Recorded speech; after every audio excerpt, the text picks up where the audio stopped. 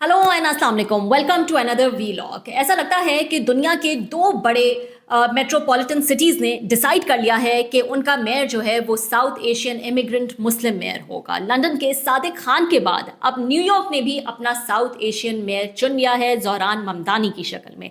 ना कि वो सिर्फ साउथ एशियन है, इमिग्रेंट है, बल्कि एक सेंचुरी में वो यंगेस्ट जो है वो मेयर माने जा रहे हैं। He is just 34। ज़बरदस्त कैंपेन जो है वो उन्होंने की है राइट फ्रॉम द स्टार्ट, और वही वजह बनी है उनकी पॉपुलैरिटी की, जिस पर मैं ज़रूर बात करूंगी। लेकिन ऐसे दौर में जहां पर दुनिया जो है वो इतनी पोलराइज्ड हो गई है, जहां पे एंटी इमिग्रेंट्स पॉलिसीज जो हैं वो इतनी स्ट्रेंथन हो रही है, इतना जोर पकड़ रही है, चाहे यूके हो, चाहे ईयू हो, चाहे यूएस हो, ऐसे में ममदानी की ये जीत बहुत बड़े मायने रखती है। और शायद ऐसे में एक इमिग्रेंट की मेयर के इलेक्शन में जीत जो है वो इन्हीं दो बड़े शहरों में जो है वो मुमकिन है, क्योंकि ये दो बड़े शहर जो है वो हद से ज़्यादा डाइवर्सिफाइड हैं और यहाँ इमिग्रेंट्स का एक गलबा जो है वो नज़र आता है।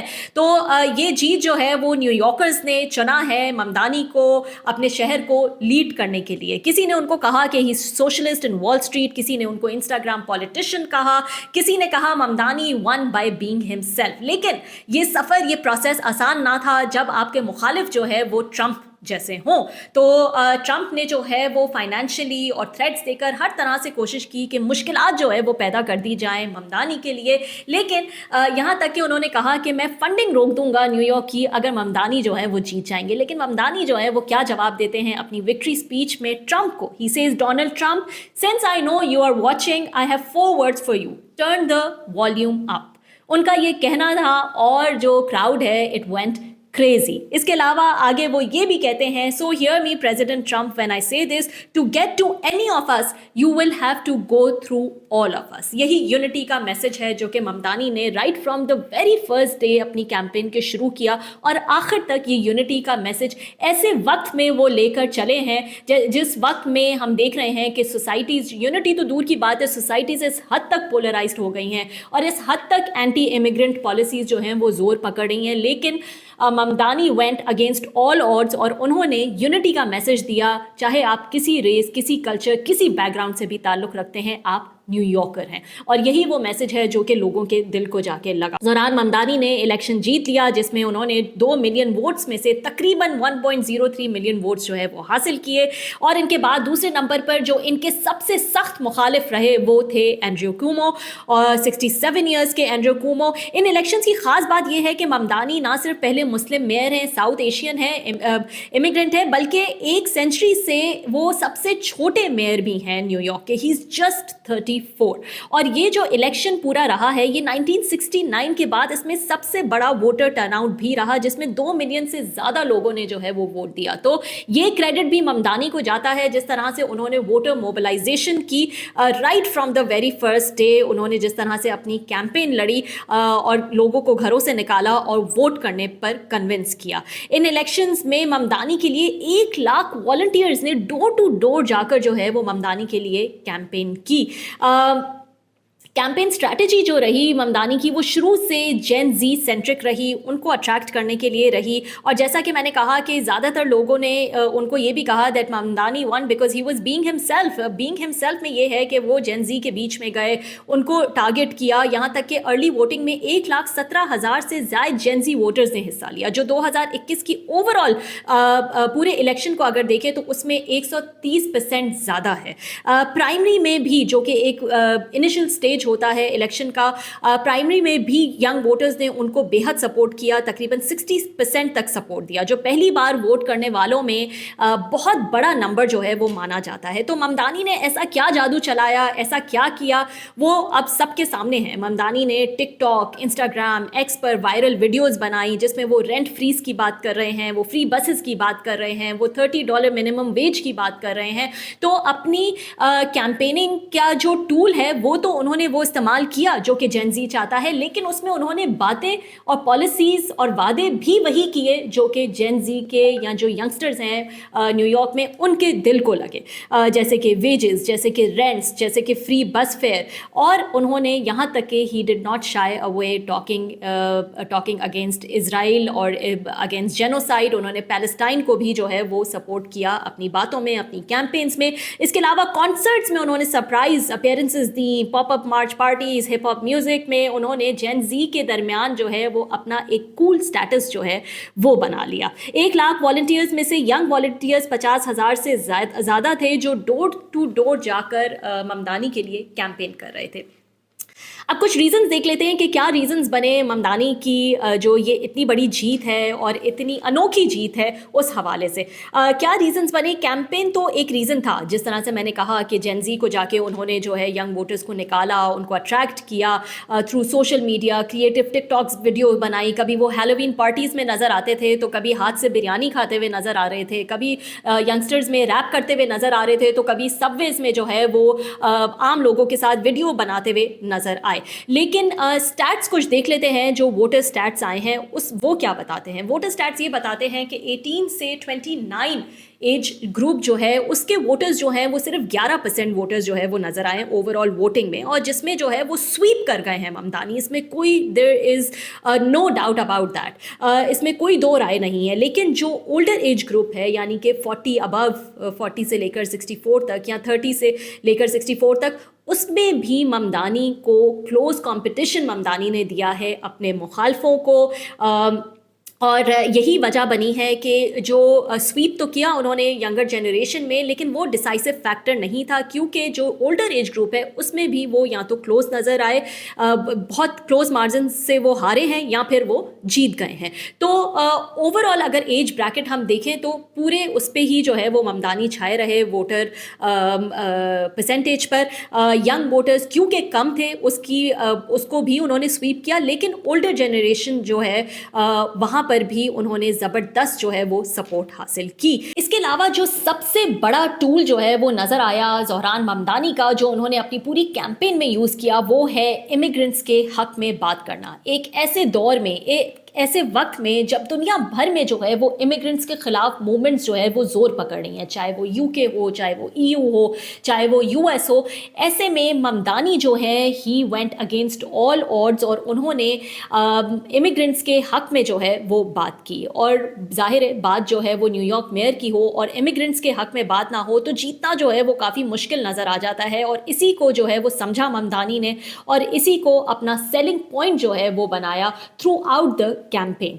ये न्यूयॉर्क जो है उसकी हिस्ट्री अगर देखी जाए तो वो इमिग्रेंट्स पे जो है वो मबनी है। उसने वेलकम किया है लोगों को from all over the world. ऐसा शहर जो कि ग्लोबली डाइवर्स सिटी समझा जाता है, 200 से ज़ायद लैंग्वेजेस जो हैं वो यहाँ पर बोली जाती हैं और नियरली 50% ऑफ बिजनेसेस जो हैं यहाँ पे they are also owned by immigrants. और यही वजह है कि यहाँ पर जो है वो यूनिक नेबरहुड्स जो है वो भी देखे जाते हैं, लिटिल इटली के नाम से, चाइना टाउन के नाम से। तो इस किस्म के नेबरहुड्स जो हैं वो भी यहाँ पर नज़र आते हैं। तो ममदानी ने इस चीज़ को समझा और इस चीज़ को अपना शुरू से जो है वो USP बनाया और इस पर जो है वो उन्होंने बात की, बार बार इमिग्रेंट्स के हक़ में जो है वो उन्होंने बात की। यहाँ तक कि उन्होंने अपनी विक्ट्री स्पीच में कहा, let Trump hear this, New York is and will remain a city of immigrants. तो ये एक डाइवर्सिफाइड शहर है और यहाँ के मेयरल इलेक्शन में ममदानी ने इस बात को ज़रूरी समझा कि इमिग्रेंट्स के हवाले से जो है वो बात करें। और वो कहते हैं कि वो क्योंकि ख़ुद एक इमिग्रेंट है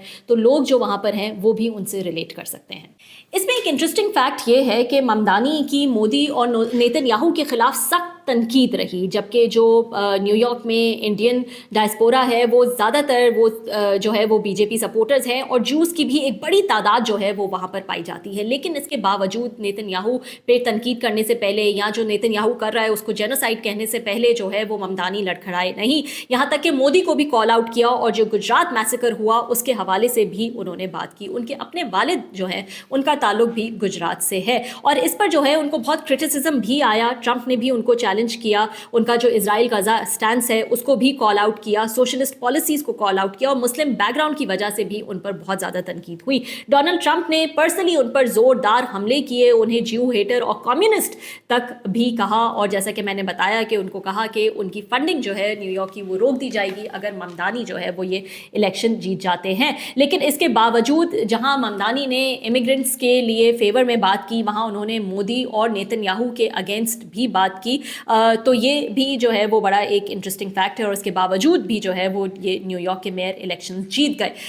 तीसरा एक बिगेस्ट रीज़न जो कि न्यूयॉर्कर्स को लगा, उनके दिल पे लगा, वो है ममदानी की इकोनॉमिक पॉलिसीज़। न्यूयॉर्क एक बहुत महंगा शहर है रहने के लिए, बहुत ही एक्सपेंसिव है, और ममदानी ने इसी से मुतल्लिक जो है वो बात की कि जेन ज़ी को जो हाई रेंट्स फेस करने पड़ते हैं, जो स्टैगनेंट वेजेस हैं, बस फेयर्स हैं, ये तमाम चीज़ें जो हैं वो उन्होंने उस पर प्रॉमिसेस किए हैं, और उन्होंने कहा है कि वो रेंट फ्रीज़ कर देंगे, बसेस के वेजेस जो है वो फ्री कर देंगे। ममदानी की हलाल फ्लेशन टर्म और इकोनॉमिक जस्टिस की बातें जो हैं उन्होंने असल में वहाँ की आवाम को उम्मीद दिलाई है। वो कहते हैं कि ये जनरेशन क्रूअल्टी के दौर में भी एक बेहतर दुनिया जो है वो बना सकती है। ज़ोरान ममदानी की पॉलिसीज़ तो बज़ाहिर जो है वो पॉपुलिस्ट पॉलिसीज़ नज़र आती हैं, और ऐसी पॉपुलिस्ट इकोनॉमिक पॉलिसीज़ को इम्प्लीमेंट करना एक इतनी डीप कैपिटलिस्ट सोसाइटी में जो है वो बेहद मुश्किल जो है वो नज़र आता है।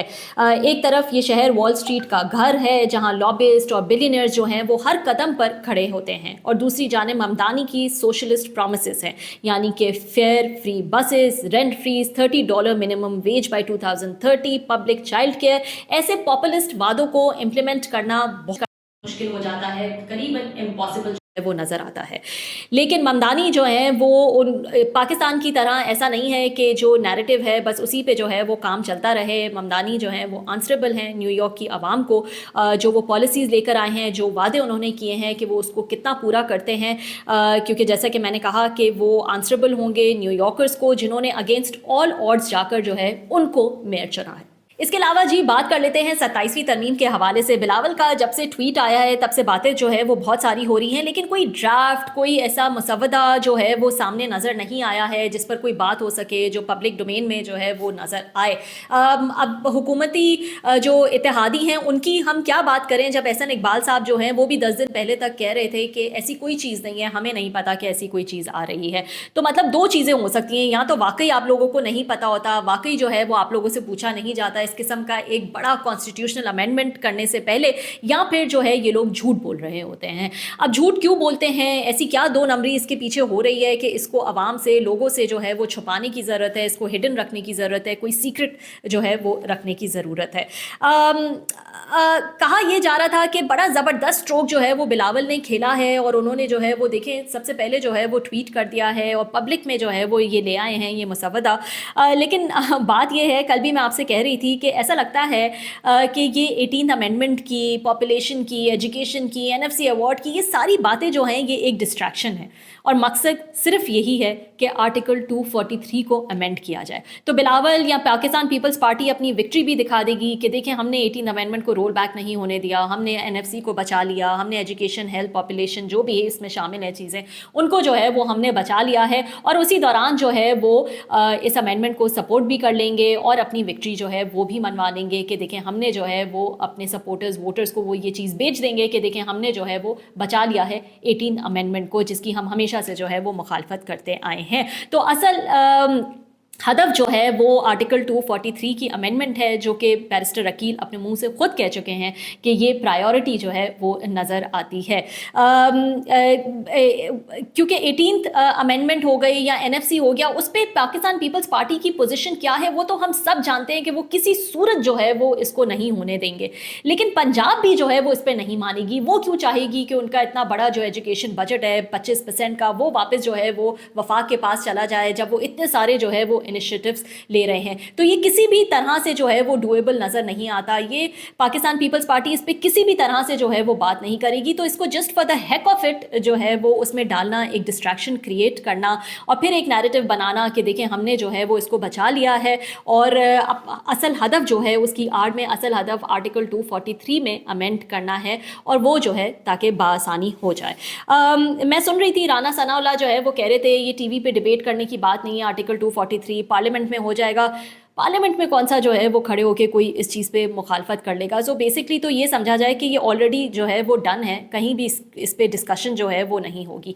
एक दलील जो सामने आ रही थी हाउएवर, वो काफ़ी फ़नी दलील जो है वो नज़र आ रही है, काफ़ी कन्फ्यूजिंग। मैं ट्वीट देख रही थी, एक जर्नलिस्ट हैं, उन्होंने जो है वो ट्वीट किया कि ये सब आईनी तरमीम और आर्टिकल 243 जो है वो क्यों इतना ज़्यादा नागुज़ीर है, क्यों इतना ज़्यादा ज़रूरी है। तो पूरा ट्वीट तो मैं नहीं पढ़ूंगी, लेकिन उसका जो क्रक्स है वो मैं आपको बता दूं कि आर्टिकल 243 में तरमीम इसलिए ज़रूरी है ताकि पाकिस्तान की मुसल्ह अफवाज एक जदीद, हम आहंग और मुतहदा कमांड के तहत मौजूदा और आने वाले ख़तरात से निमटने के काबिल रहे। इसी किस्म की कुछ बात जो है वो राना सनाउल्लाह भी जो है वो करते हुए नज़र आए थे। अब इसमें बात ये है कि हमने अभी जो है वो एक ज़बरदस्त मार्का हक जो है वो जीता है, अपने से 8 गुना बड़ी ताकत को जो है वो हमने शिकस्त दी है। हम 1965 में भी इंडिया को शिकस्त देने का जो है वो दावा करते हैं। पाकिस्तान इंडिया जो रीसेंट कॉन्फ्लिक्ट हुआ उसमें सिर्फ पाकिस्तान नहीं बल्कि दुनिया ने जो है वो हमारी तारीफ़ की, हमारी जो लड़ने की सलाहियत है उसकी तारीफ़ की, हमने जो टेक्नोलॉजी इस्तेमाल की उसकी तारीफ़ की, और किस तरह से एक इंटीग्रेटेड सिस्टम के तहत जो है वो हमने दुश्मन को मुंह तोड़ जो है वो जवाब दिया, उसकी जो है वो तारीफ़ की। तो जब ऑलरेडी ये सिस्टम बेहतरीन तरीके से काम कर रहा है और बेहतरीन तरीके से हमारी तीनों जो अफवाज हैं, एयरफोर्स, नेवी और आर्मी, उन्होंने बेहतरीन परफॉर्मेंस जो है वो दी इस रीसेंट कॉन्फ्लिक्ट में, इस मॉडर्न वॉरफेयर में जो है वो एक बेहतरीन परफॉर्मेंस दी। यहाँ तक कि कहा गया दुनिया की तरफ से कि ये मॉडर्न वॉरफेयर का सबसे फर्स्ट जो है वो एग्जाम्पल नज़र आई है। तो फिर क्या ज़रूरत पड़ गई है इस सिस्टम को चेंज करने की, इस कमांड सिस्टम को जो है वो चेंज करने की। ये दलील जो है वो उल्टी पड़ जाती है जब आप ये कहते हैं कि क्योंकि जो नए जंगी तकाज़े हैं उनको पूरा करने के लिए ज़रूरी है कि इस आर्टिकल में कोई तरमीम लाई जाए। तो एक चीज़ विच इज़ नॉट ब्रोकन उसको फिक्स करने की क्या ज़रूरत पड़ गई है, क्योंकि ये सिस्टम किस बेहतरीन तरीके से काम कर रहा है उसका सबूत रिसेंटली पाकिस्तान इंडिया कॉन्फ्लिक्ट में जो है वो सिर्फ हमें ही नहीं दुनिया भर को जो है वो नज़र आ गया है।